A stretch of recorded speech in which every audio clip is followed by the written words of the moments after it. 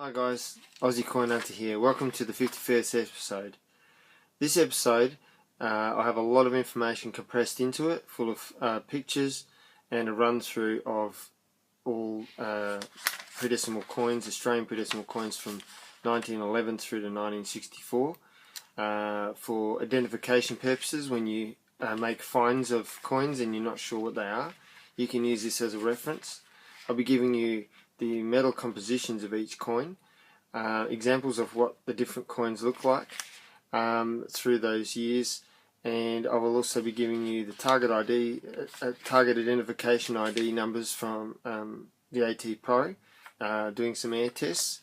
Also, I'll be showing you the current Australian circulation coins, and they're the same information: weight, ID, target ID numbers. I'll be just giving for all the coins a general range.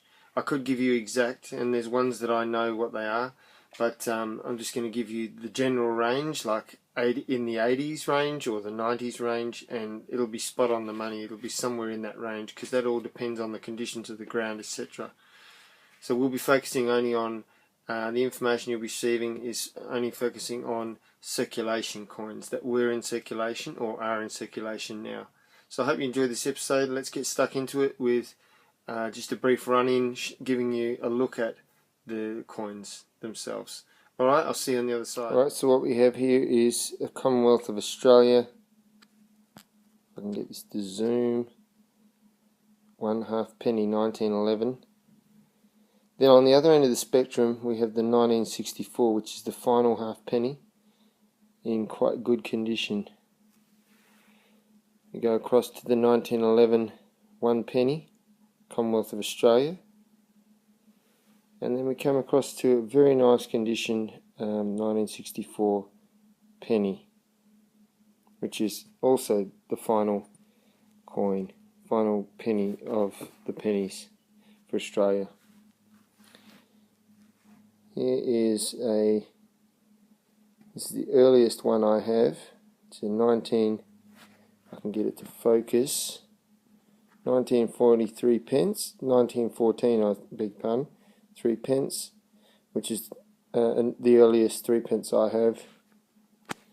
And then the 1963, 3 pence. As you can see there, which is in pretty good nick.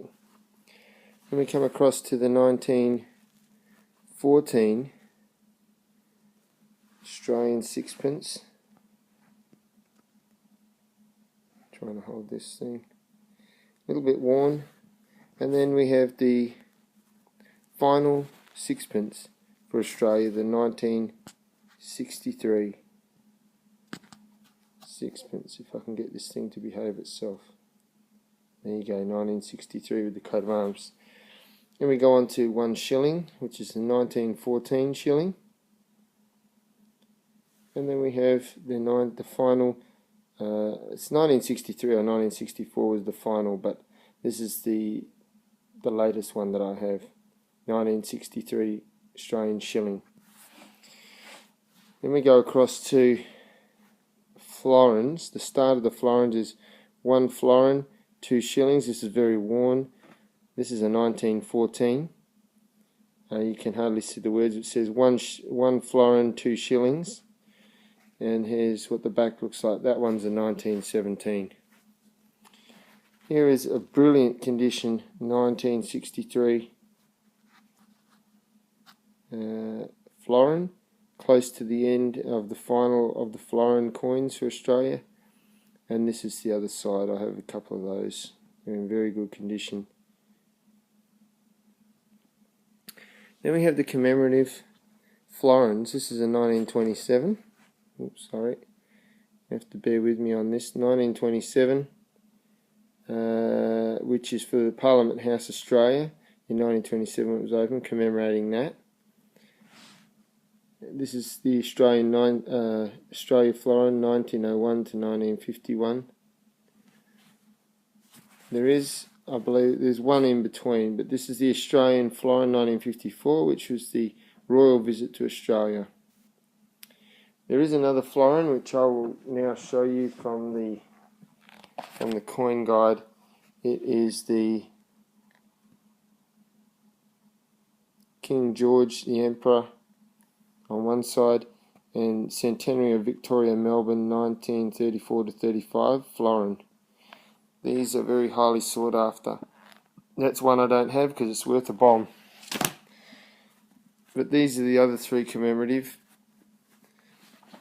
Then we go on to the largest of the Australian pre-decimal coins, which is the Commonwealth of Australia 1937 1 crown.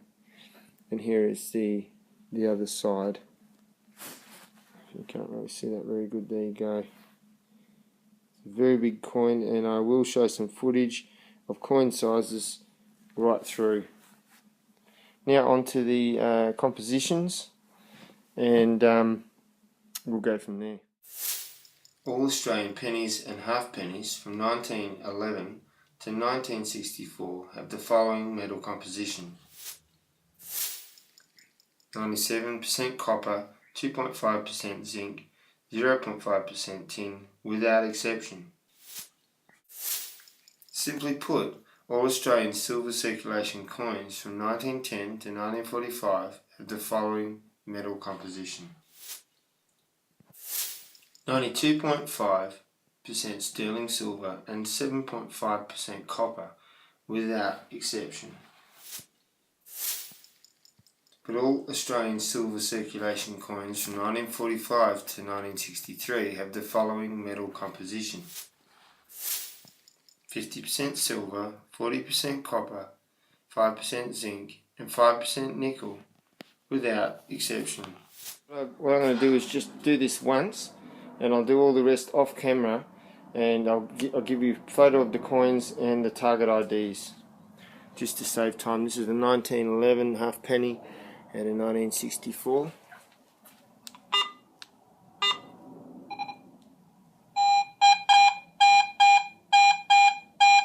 That's 84 for the 1964, 76 for the 1911. Okay, I'll do the rest off camera.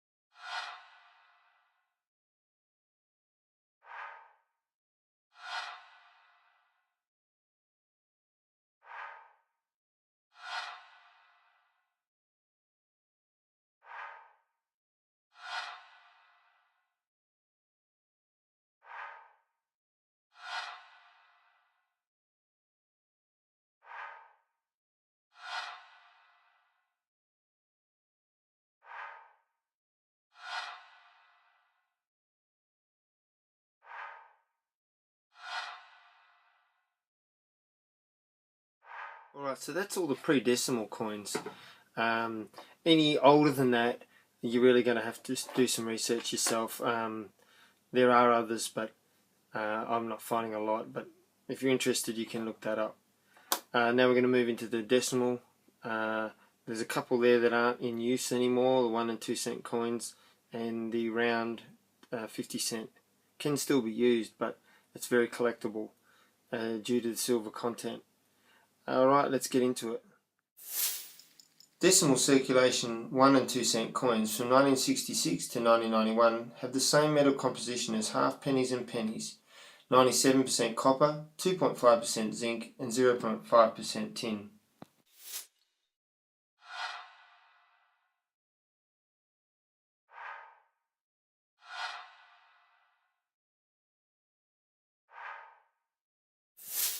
The 1966 decimal circulation round 50 cent coin has a composition of 80% silver and 20% copper.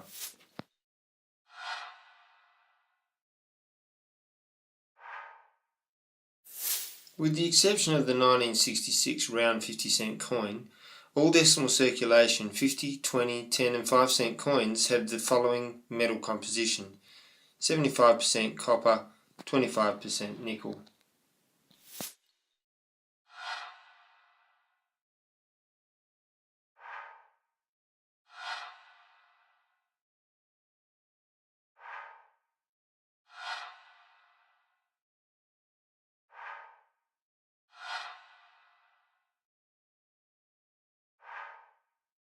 The Australian circulation $2 coin has a metal composition of 92% copperized nickel, 6% aluminum and 2% nickel.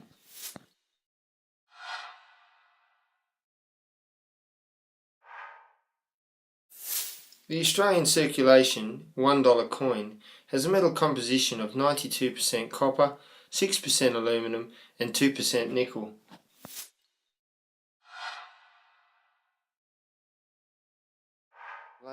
Laid out all the coins from largest to smallest, and we'll just run through them quickly now.